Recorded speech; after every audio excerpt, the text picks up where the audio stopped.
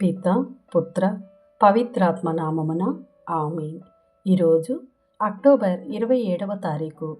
లూకా సువార్త 13వ అధ్యాయము 10వ వచనము నుండి 17వ వచనం వరకు. యేసు విశ్రాంతి దినమున ప్రార్థనా మందిరమునందు ఉపదేశించుచుండెను.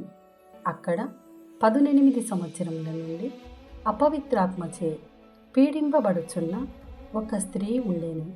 ఆమె నడుము వంగిపోయి చిన్నగా నిలబడలేకుండెను. యేసు అది చూచి ఆమెను పిలిచి, ఓ స్త్రీ, నీవు రోగము నుండి విముక్తి పొందితివి అని చెప్పి ఆమెపై తన చేతులుంచగా తక్షణమే ఆమె చిన్నగా నిలబడి దేవుణ్ణి స్తుతించెను. యేసు విశ్రాంతి దినమున స్వస్థపరచినందులకు ప్రార్థనా మందిరాధికారి మండిపడి అచట ఉన్నవారితో, పని చేయుటకు 6 దినములు ఉన్నవి, ఆ దినములలో వచ్చి స్వస్థత పొందుడు, విశ్రాంతి దినమున కాదు అని చెప్పెను.